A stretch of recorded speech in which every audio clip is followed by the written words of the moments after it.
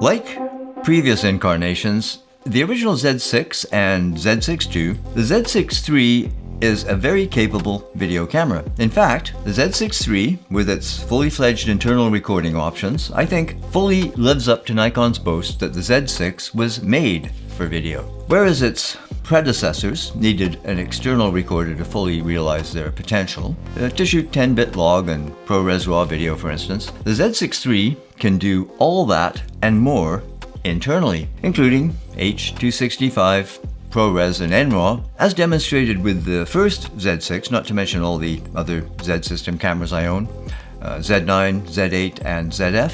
I choose SmallRig's cages and accessories to build out my cameras for video recording. In this video, I'll feature several different approaches to building video rigs around the Z6III, with SmallRig's Night Eagle Cage for the Z6III at the center.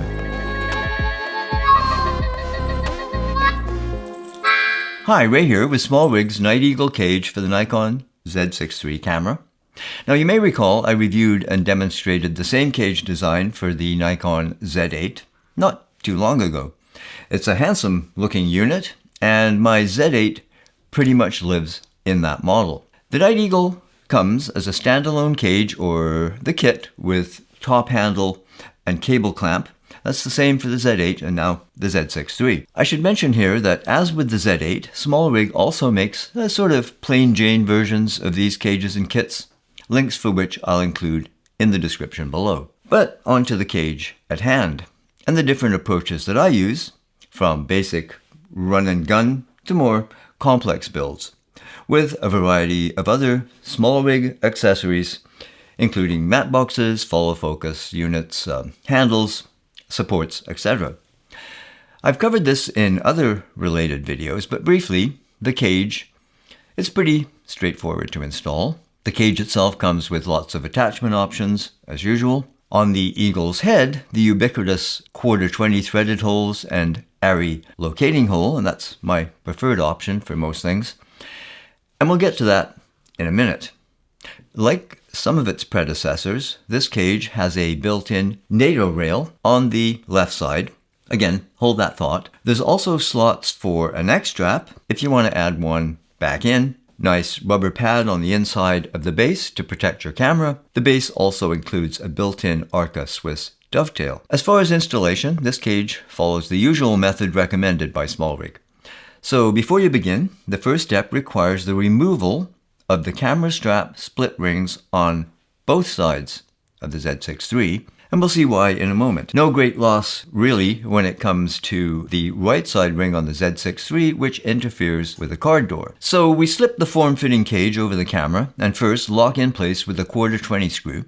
You can use the included magnetic wrench with flathead screwdriver and Allen key. Secondly, we want to make sure the whole cage is secured to prevent twisting. For that, we use the included M2.5 screws stored at the bottom left side of the cage, pass through the camera's strap lugs, and tighten down. Rock solid once the two screws are in place. There's an included cold shoe, and you can mount that wherever is best for your use case, but I'll leave it where it was out of the box on the top left, and that's handy for things like a wireless receiver or mic. And I think, as I've said in every rig video so far, a side handle is, in my opinion, an essential component, at least on the left side. Most of the traditional non-retro cameras from Nikon have a commodious grip, and the Z6 is no exception. In fact, it has a deeper grip than its predecessor, so I don't often add a right side handle. I do, however, think that a left side handle is useful for stability and general handling. And I have several handles in my drawer, but as with the Z8 Night Eagle Cage, I think SmallRig's rotating NATO side handle is the best way to go with the overall design of the Night Eagle builds in terms of form and function. I featured it in a recent short as well. It's a real beauty. Comes with a NATO rail in the box, though we don't need it for this build unless we're going for a right side handle. This handle comes in universal and left side versions, and this is the universal unit. The Eagle wings top handle features my preferred area attachment option, a row of threaded holes and handy hidden screws, quarter, 20, 3/8, 16, and M 2.5 hidden inside the rubber wings. Those add to the overall ergonomic comfort of the handle. Once you have the cage and handles in place, really, you have a very nice run and gun rig. The cable clamp is optional and not really needed until you use the USB and HDMI cable ports. As I mentioned in the Z8 rig video, a second right side handle can help smooth camera movements, but it isn't really essential. Something else I've stressed on this channel before, adding a bit of weight to your camera has the effect of stabilizing the rig and avoiding micro jitters that are hard to deal with in post-production. The other thing that you should add, even to a relatively lightweight rig, is an external mic, perhaps a super lightweight wireless system or a small shotgun mic. Certainly anything's better than the camera's built-in mic. And if you want to enhance your abilities to control shutter angle and aperture, the kind of creative choices I looked at in detail in a recent basic to intermediate video tutorial, then you might want to add a variable ND filter to your kit. And there's your basic video rig with SmallRig's Night Eagle Cage for the Z6III. Now let's look at something a bit more versatile. Versatile in that we'll, going forward, add a few more components that extend power options, assist with focusing, and add more sophisticated exposure tools. The Z6III sports a flippy screen, and in many cases that works fine for vlogging and general run and gun work. But I prefer a dedicated monitor. As noted, the Z6III has you covered in terms of video options, but a monitor, even a 5.5 inch, will certainly help with composition and focusing, and add more sophisticated exposure tools than the simple waveform and zebras in the Z6III. And depending on the monitor, you can load custom LUTs to give you a better idea of what your footage will look like if, say, you're shooting log, more so than the camera's basic view assist option. Okay, so I won't go into great detail here on monitors, but again, since we don't absolutely need to record externally, we can choose a lighter monitor like this, 212 gram 5.5 inch OC Lillman. In a lightweight setup, we can power that with a Sony type NPF battery, and I'll get to more external options next. At this point, to accommodate more components, the addition of a rail system helps. In the following example, I'll again use the SmallRig Universal 15mm rail support system base plate weighing 242 grams, minus the rails. I love this thing. It features an Arca Swiss clamp, so really easy to add and remove the camera. Of course, with the Z6III, we have the 2280 mAh EN-EL15C battery, and this is often all we need for a day shooting, perhaps with a couple of spares on hand, particularly if you're not shooting long, uninterrupted stuff like interviews and speeches. But if weight isn't an issue, it's always better, less hassle, to have a power source that will last through the most long-winded speech. With the Z6III's USB-C, we can easily power the camera with something like a power bank, and I've demonstrated that option before. SmallRig makes a sprung holder for that purpose, so that's a relatively lightweight option. And using something like a 20,000 mAh PD unit from NIKKOR, I have a couple of those, that'll get you plenty of runtime. However, if you're looking to run more peripherals, it makes sense to invest in a V-mount battery or two.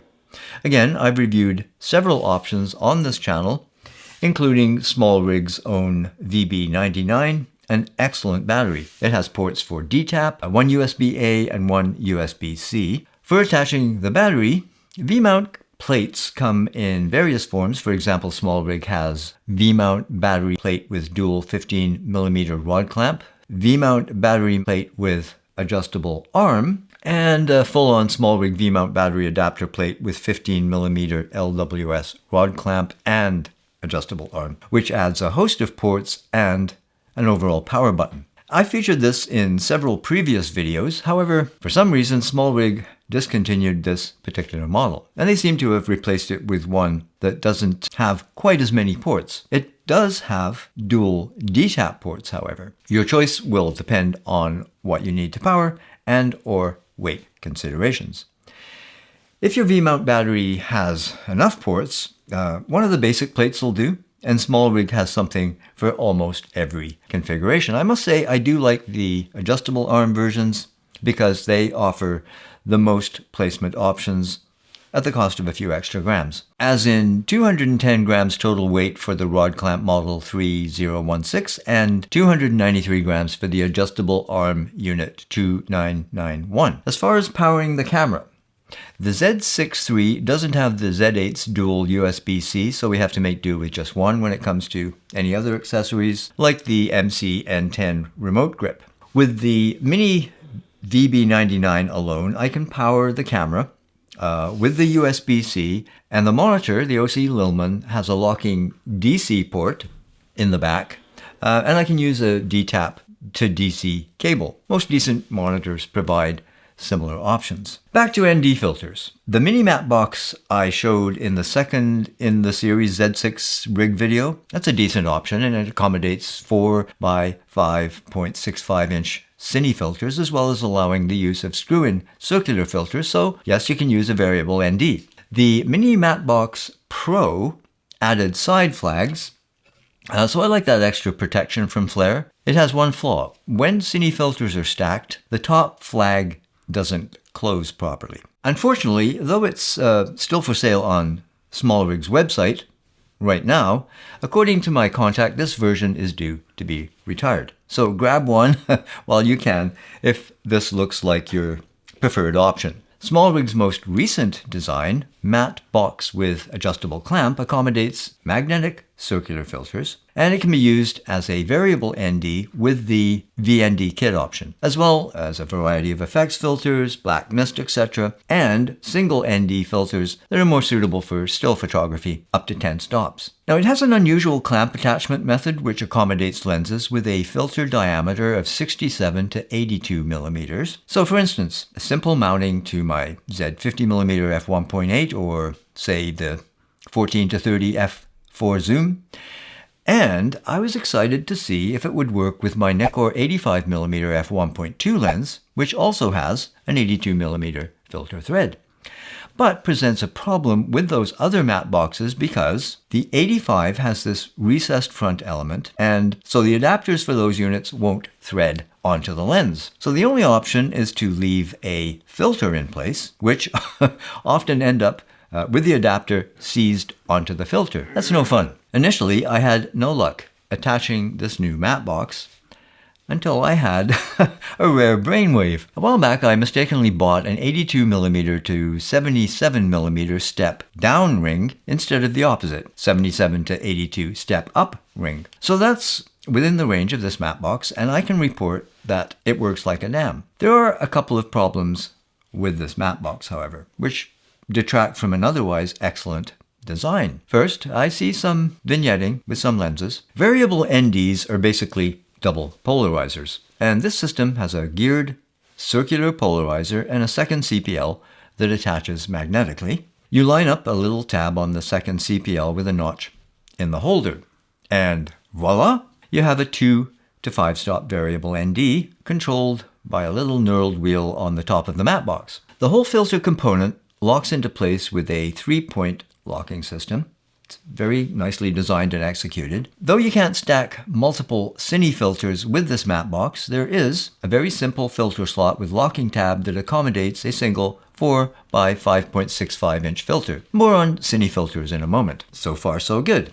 The geared polarizer is fine, and it's really nice to have that right in this unit and easily adjustable. The results are, as one would expect, from a quality CPL. All these filters boast the best optical glass and coatings. Not quite so good is the variable function with the second CPL added. While the dreaded X factor seen in cheaper variable NDs doesn't occur, there is some visible color variation towards the blue end of the spectrum. And you have to be very careful how far you push this. Do we get 3 stops before the pretty horrendous blue meanies invade? I'm not sure. I'm likely to stick with my individual cine filters. I own a full set from 1 through to 6 stops. Here, I'll note that SmallRig also offers a full range of 5 by 5.65 inch ND filters from 1 to 7 stops. But all these matte boxes also accommodate a rail support. I like the 15mm LWS rod clamp, that's 3652. I'd like to encourage SmallRig to retain, or better yet improve, the Mini Matte Box Pro to allow the top flag to fold down completely, for instance. I like the idea of being able to use screw-in 82mm variable NDs as well as cine filters, and I prefer cine filters when possible.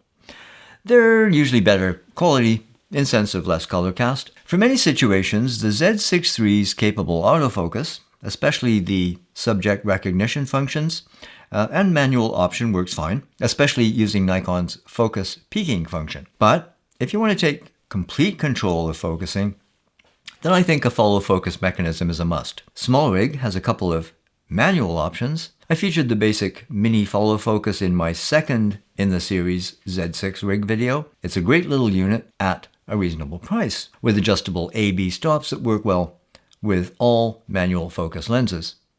SmallRig also offers a series of wireless follow focus systems, including a new and affordable light version that I hope to show you soon. But I think this video has covered enough ground for now.